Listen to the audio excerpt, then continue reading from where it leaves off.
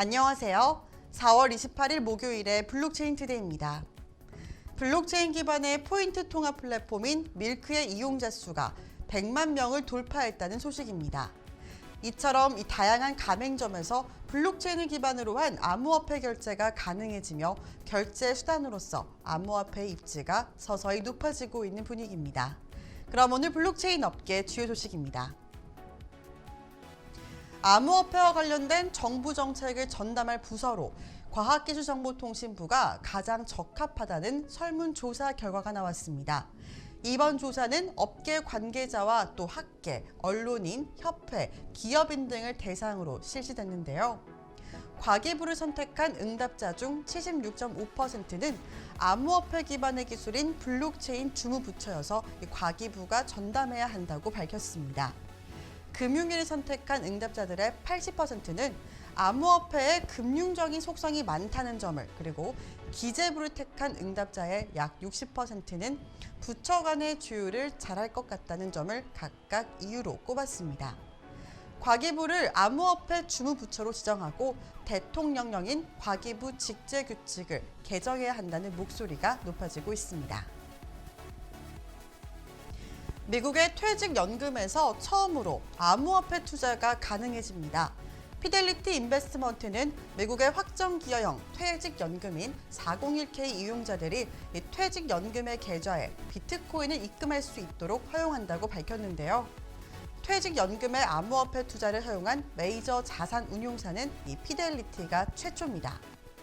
2만 3천 개 기업의 연금 11조 3천억 달러를 관리하는 미국의 최대 퇴직연금 운용사인 피델리티의 이런 행보는 이 암호화폐의 대중화와 또 주류 진입을 더욱더 앞당길 것이라는 평가가 나오고 있습니다. 군사안보지원사령부가 국가보안법 위반 혐의로 현역 육군 대위를 상대로 조사를 벌인 것으로 나타났습니다. 최근 안보사는 육군 모 부대의 소속 대위인 A씨가 북한에 포섭된 것으로 전해진 이 B씨에게 군 기밀을 넘긴 정황을 포착했다고 하는데요.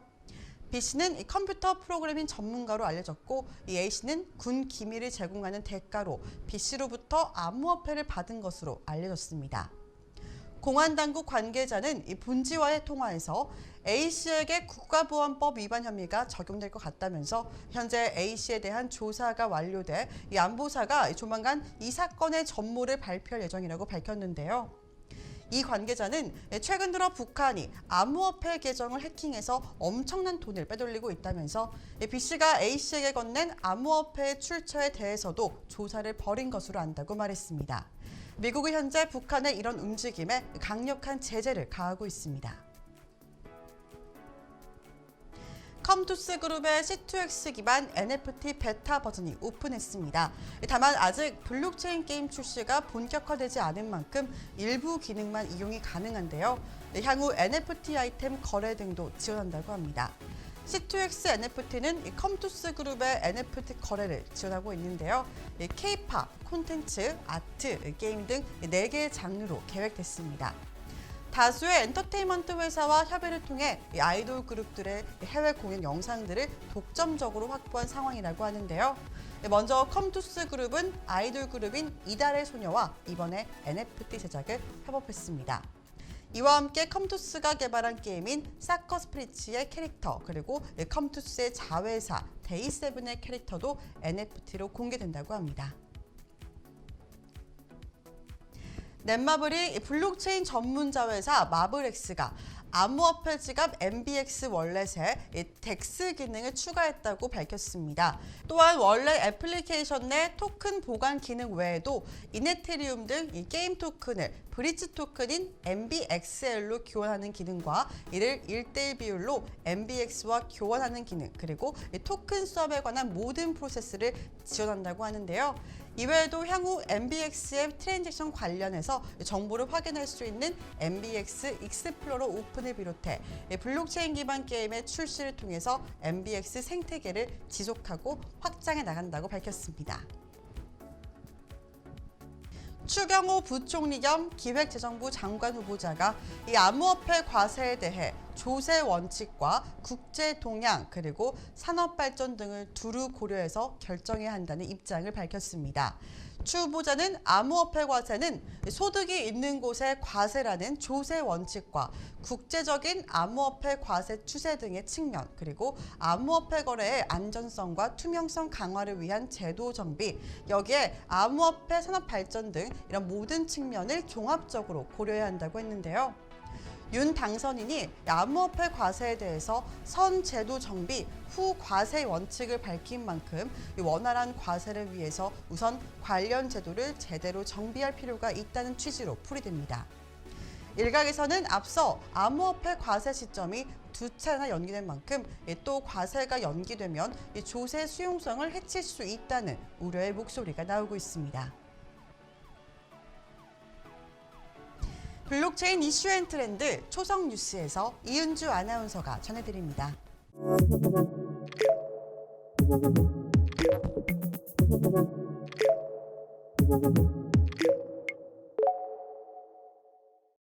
블록체인 업계 화제 뉴스를 초성으로 알아보는 초성 뉴스 시간입니다. 최근 미국에서는 암호화폐와 관련해서 다양한 법안들이 개정되고 또 크고 작은 사건들도 잇따라 일어나고 있는데요. 어떤 소식들이 있었는지 함께 살펴볼까요? 첫 번째 초성입니다. 치읓 기역, 기역 지읒입니다. 뉴욕 의회가 이것과 관련된 법안을 결국 통과시켰죠. 바로 채굴 금지입니다. 해당 법안은 화석 연료를 활용하는 발전소 사용을 제한하고 POW 채굴 라이선스 유예 말고도 현재 수준의 암호화폐 채굴 탄소 배출량을 동결할 것, 또 환경보호국의 채굴 환경 영향 보고서 작성을 의무화할 것 등의 내용도 포함됐다고 합니다. 이 법안을 반대한 로버트 슈뮬렌 공화당 하원 의원은 환경법으로 위장한 반기술 법안이라면서 단순히 채굴자들을 다른 주로 이동시킴으로써 뉴욕 일자리를 잃는 결과를 초래할 수 있다라고 지적하기도 했습니다. 현재 해당 법안은 뉴욕주 상원위원회에서 계류 중이라고 합니다. 어떤 결과가 최종적으로 나올지 지켜봐야겠습니다. 다음 초성입니다. 니은, 비읍, 기역, 리을인데요. 최근 미 하원에서 암호화폐 규제 완화 관련 결의안을 제출했던 메리슨 코턴 하원 의원이 여러 감시 단체로부터 암호화폐와 관련해 이러한 의혹을 받고 있다고 합니다. 바로 내부 거래인데요. 프로젝트 온 가버먼트 오버사이트 등의 감시단체에 따르면 그는 작년 말 밈코인 렛츠고 브랜든 프로젝트의 리더인 제임스 코트라스와 모임을 가졌는데 당시 그는 LGB를 보유하고 있다고 밝혔다고 합니다. 몇 시간 후 자동차 경주 대회인 나스카의 브랜든 브라운이 렛츠고 브랜든이 올해 시즌 주요 후원자가 될 것이라고 발언하면서 LGB 가격이 75% 급등했었죠. 감시단체는 코턴 의원이 렛츠고 브랜드와 브랜든 브라운 간 거래에 대해서 사전 정보를 파악했을 가능성이 크다고 전했습니다. 또 미 연방 내부자 거래법 위반 여부 확인을 위해서 법무부와 증권거래위원회 조사를 받아야 한다고 목소리를 내고 있다고 하네요. 마지막 초성입니다. 기역 디귿, 기역 히읗입니다. 미국 소비자금융보호국이 2010년 발효된 금융개혁법안인 도드 프랭크법을 기반으로 암호화폐에 이것도 확대하겠다고 발표했죠. 바로 감독 권한입니다. 도드 프랭크법은 오바마 행정부가 2008년 발생한 금융위기 재발을 막기 위해서 시행한 건데요. CFPB는 이와 관련해서 해당 법안이 CFPB의 잠재적 리스크를 기반으로 하는 소비자 대면 금융 서비스 관련 비은행을 감독할 수 있는 권한을 부여했다고 전하면서 이 소비자에게 위험을 초래한다고 판단되면은 합리적 이유가 있는 모든 비은행 사업이 여기에 적용된다라고 밝혔습니다. 이어 해당 법안에서 CFPB의 권한을 이미 부여했기 때문에 추가 행정 절차가 필요 없다라고 전했는데요. 해당 권한은 30일 안으로 적용될 예정이라고 설명했습니다. 지금까지 초성뉴스 이은주였습니다. 최근 비트코인은 일론 머스크 테슬라의 CEO의 트위터 인수 소식에 반짝 반등한 이후에 다시 하락하면서 단기 전망에도 이 빨간불이 켜졌습니다. 다수의 업계 전문가들은 폭락장이 올 가능성이 높다고 보고 있는데요. 자세한 시장의 분위기 그리고 비트코인 차트 리딩은 정오에 방송되는 블록체인 TV 플러스 통해서 함께 알아보겠습니다. 그럼 소통의 시간을 봐요. 안녕.